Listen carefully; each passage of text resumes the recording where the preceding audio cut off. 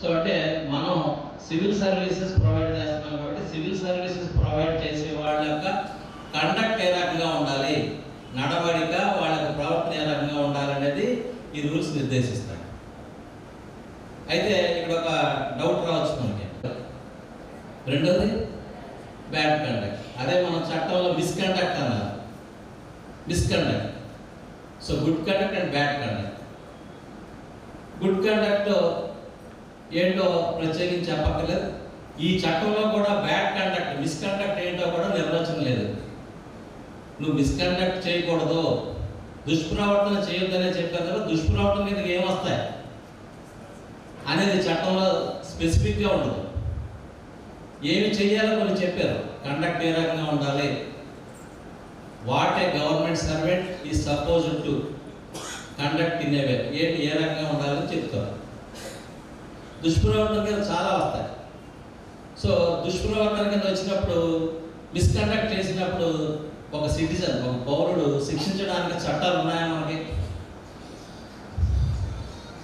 దుష్ప్రవర్తనకి government employee కాదు నేను, కానీ నా ప్రవర్తన సరిగ్గా లేదు, నేను తప్పు చేశాను, మనకి దీన్ని శిక్షించడానికి చట్టాలు ఉన్నాయా లేవో మనకి? ఏ చట్టం ఉంది? ఐపీసీ. Very good, IPC. ఇప్పుడు ఐపీసీ ఉందా?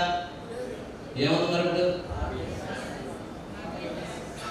బిఎన్ఎస్, భారతీయ న్యాయ సంహిత 2023. సో ఐపీసీ, మనం ఐపీసీ గురించి మాట్లాడుతున్నాం. ఐపీసీ ఉంది కదా, మరి ప్రభుత్వ violence act, marriages act, maintenance act, రకరకాల చట్టాలు ఉన్నాయి, కొన్ని వందల చట్టాలు ఉన్నాయి. మరి నేను పౌరుడిని, నేను ఉద్యోగం కన్నా ముందు we are first citizens of India. ఒక పౌరుడిగా నన్ను శిక్షించడానికి రకరకాల చట్టాలు ఉండగా మళ్ళీ ఈ చట్టం ఎందుకు ఈ చట్టం అంటే ఇందాక వర్మ గారు చెప్పారు మీకు, we are not mere citizens, government servants are not mere citizens. ఉదాహరణకి అప్పారావు గారిని ఒక ఎంఆర్ఓ చేస్తారు అనుకోండి, ఆయన ఎంఆర్ఓ అని పిలుస్తారు, అప్పారావు గారు అన్నారు. ఒక సబ్ రిజిస్టర్ ఆఫీసర్ ఎస్టీఓ గారు వర్మ గారు అంటారు తప్ప ఉట్టి వర్మ గారు అన్నారు. అదేవిధంగా ఒక ఎస్ఐ గారు అంటారు, ఒక సిఐ గారు అంటారు. So being a representative of the government you are recognised. మీరు ఒక ప్రభుత్వ ప్రతినిధిగా గుర్తింపబడుతున్నారు. ప్రభుత్వం అనేది ఈ వ్యవస్థలో ఆ టాప్ మోస్ట్ ఇన్స్టిట్యూషన్, అత్యంత ప్రథమమైన ప్రాముఖ్యమైన వ్యవస్థ. గవర్నమెంట్ చెప్పింది జరుగుతుంది, నేను చెప్పింది మీరు చెప్పింది జరుగుతుంది. సో ప్రభుత్వం తరపు ప్రాతినిధ్యం వహించే వాళ్ళు ఓ సొసైటీలో ఒక స్పెషల్ స్టేటస్తో ఉంటారు. అందువల్ల ప్రభుత్వ ఉద్యోగులకి ప్రత్యేకించి ఒక కోడ్ అమలు చేయాలి, ఒక కోడ్ ఉండాలి. ఎందుకంటే ప్రభుత్వం తరఫున నువ్వు ప్రజల సేవలకు సంబంధించి పనులు చేస్తున్నావు కాబట్టి నీకు ఒక కండక్ట్ రూల్స్ ఉండాలి, ఒక కోడ్ ఉండాలి. So civil services conduct rules అనేది ఆ రకంగా వచ్చింది. అయితే మనందరికీ మన భారతదేశంలో మొట్టమొదటి చట్టం అందరికీ వర్తించే ఒకటి కండక్ట్ రూల్స్, ఇంకోటి సిసిఏ రూల్స్. ఇది AP civil service conduct rules. ఏ సంవత్సరం? 1964. ఇంకొక చట్టం ఏంటి? AP civil service rules. అది కూడా, కానీ బ్రాకెట్లో కండక్ట్ ఉంది, అక్కడ ఏమవుతుంది? సిసిఏ అంటే క్లాసిఫికేషన్,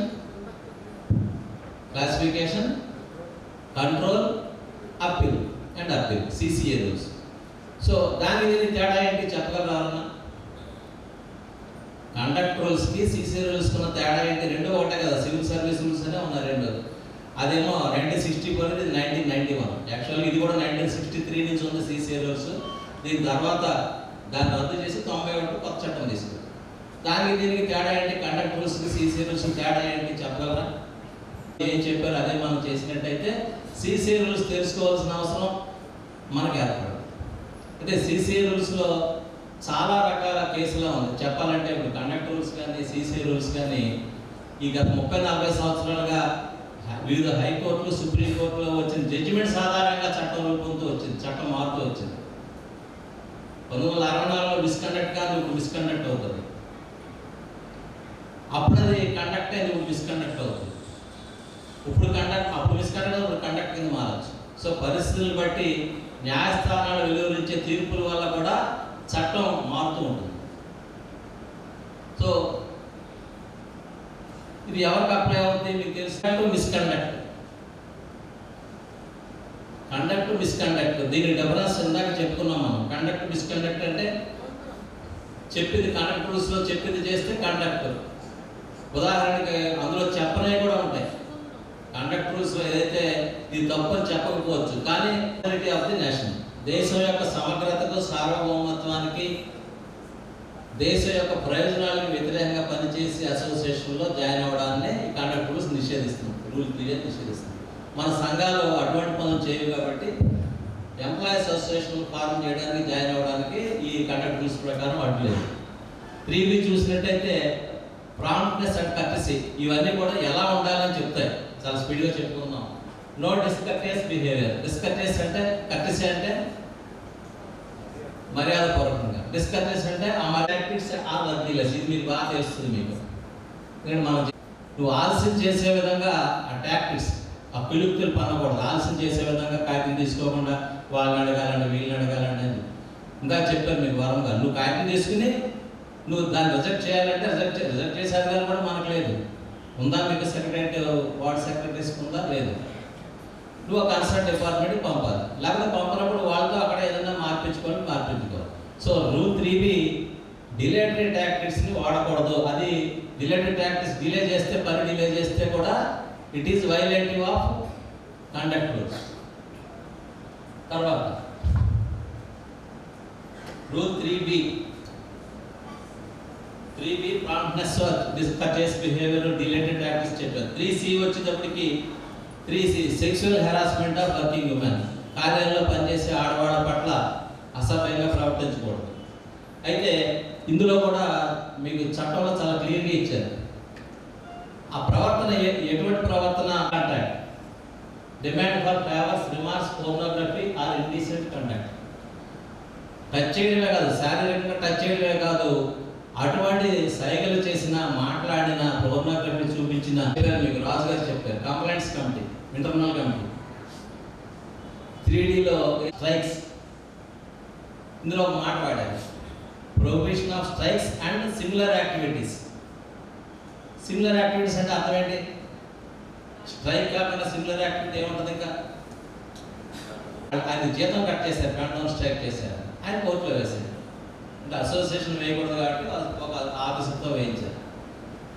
ఆయన వాళ్ళు ఏంటంటే, నేను ఆఫీస్కి వచ్చాను, టైంకే వచ్చాను, 10:30కి సంతకం పెట్టాను, అక్కడే కూర్చున్నాను, లంచ్ అక్కడే చేశాను, 40 నిమిషాలు నా లంచ్ బ్రేక్లో, సాయంత్రం 5 వరకు ఉన్నాను, 5 దాటాక వెళ్ళాను, నా జీతం ఎందుకు కట్ చేస్తాను? దీన్ని హైకోర్టు ఒప్పుకోలేదు. దీన్ని సుప్రీంకోర్టు కూడా అప్పీల్కి వెళ్ళాడు. సుప్రీంకోర్టు కూడా ఒప్పుకోలేదు. వాళ్ళు చెప్పింది ఏంటంటే, it is a contract between the government and the employee. ఎవరి contract? You have to work, we have to pay. నువ్వు పని చేయాలి, నేను జీతం ఇవ్వాలి. So no work and no pay, no work no pay principle shall be applied in this case.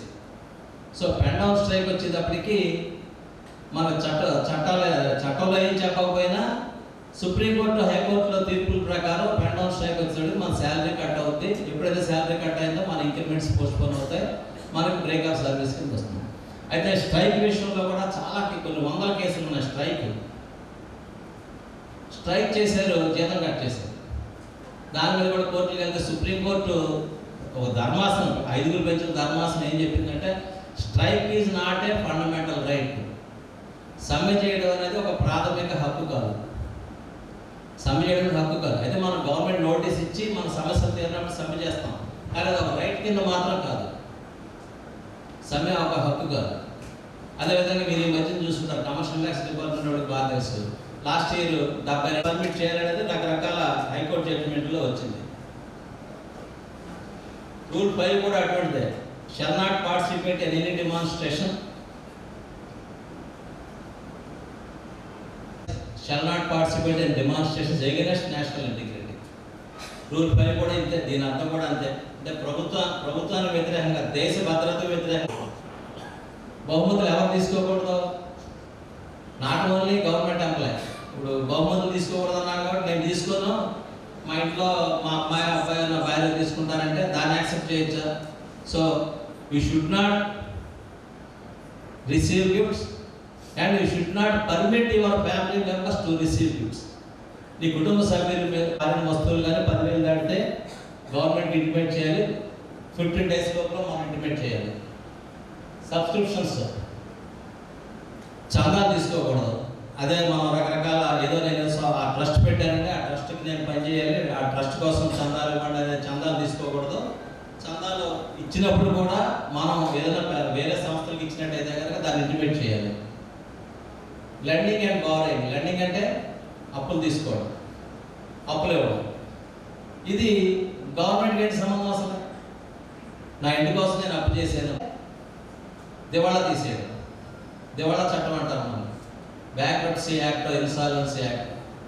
So you should not become insolvent and you should not become a habitual ఇండెప్టెడ్నెస్.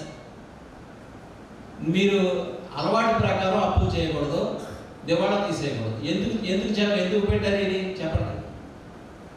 ఎప్పుడైతే నువ్వు అప్పుల్లోకి వెళ్ళావో నీ ఆదాయం సరిపడలేక నువ్వు అప్పుల్లోకి వెళ్ళావు. ఎప్పుడైతే నీ ఆదాయం సరిపోదు నువ్వేం చేస్తావు? వక్ర మార్గాల ద్వారా వచ్చిన వాడిని పెడుస్తావు అదనపు ప్రయోజనాల కోసం.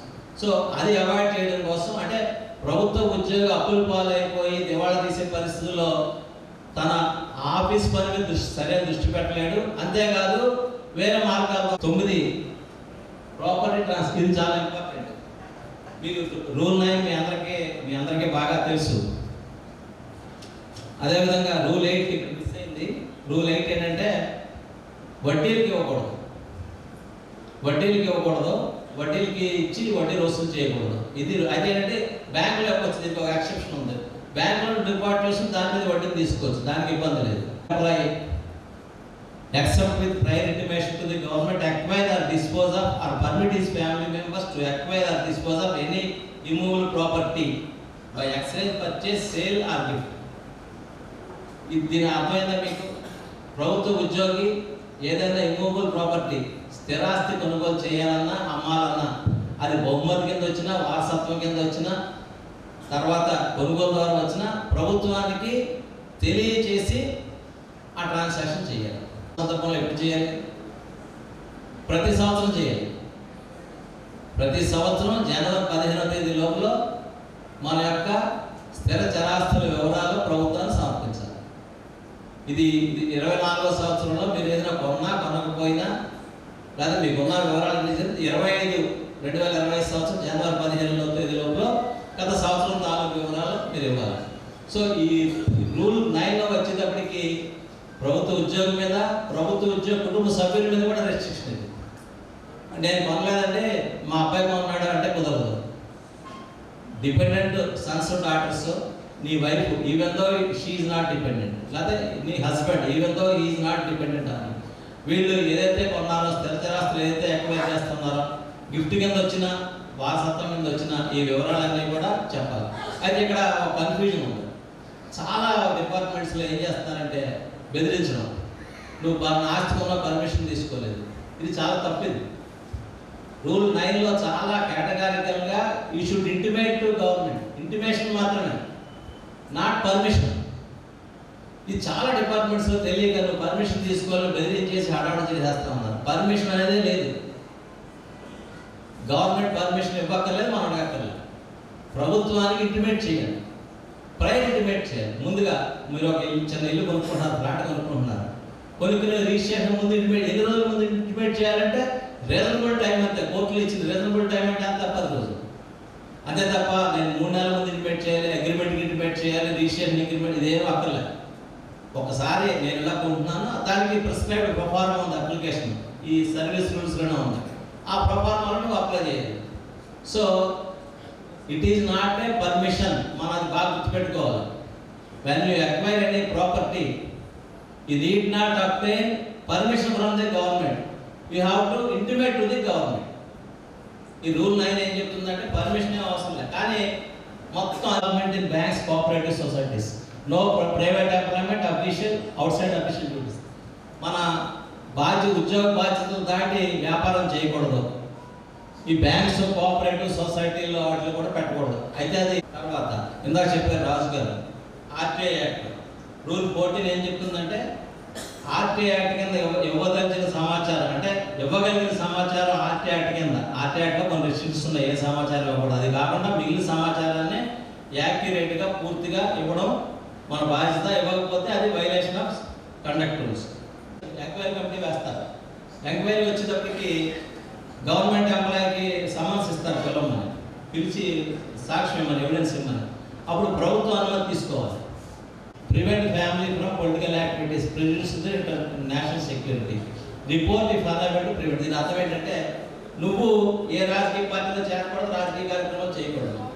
అదేవిధంగా నీ కుటుంబ సభ్యులు కూడా రాజకీయ కార్యకలాపాలు పాల్గొకూడదు. ఎటువంటి రాజకీయ కార్యకలాపాల్లో డిపార్ట్మెంట్లో నేను పనిచేసి చుట్టుపక్కల ఆ ప్రాంతంగా చుట్టుపక్కల కానీ నా పై అధికారి నా రిలేటివ్ అయ్యి ఉంటే, నా నియర్ రిలేటివ్ దగ్గర బంధువు కుటుంబ సభ్యుడు ఎవరన్నా ఒక ప్రైవేట్ ఫార్మ్లో పనిచేస్తున్నాడు, ఆ ప్రైవేట్ ఫార్మ్కి సంబంధించి మనకి గవర్నమెంట్ డిపార్ట్మెంట్ సంబంధం ఉందనుకోండి, సంబంధం ఉన్నప్పుడు ఆ విషయాన్ని కూడా తెలియచేయాలి. చెప్పారు వరం గారు, నాకు ఏదో భూమి అలాట్ చేయమని పెడతాడు. నేనే రెవెన్యూ డిపార్ట్మెంట్లో ఉన్నా, అప్లికేషన్ నా దగ్గర వచ్చింది, నాకు నా ఫ్యామిలీ మెంబర్ కాబట్టి నేనే ఎలా టాక్సేషన్ ఏంటి ఇంటాక్సికేషన్. ఇంటాక్సికేషన్ అంటే మద్యం ప్రభావం. So you should not take drugs or drinks. ఏం డ్రింక్స్? ఇంటాక్సికేషన్. గారికి పాల్గొనేందుకు ధన్యవాదాలు తెలియజేసుకుంటూ సెలవు తీసుకున్నాను. Thank you.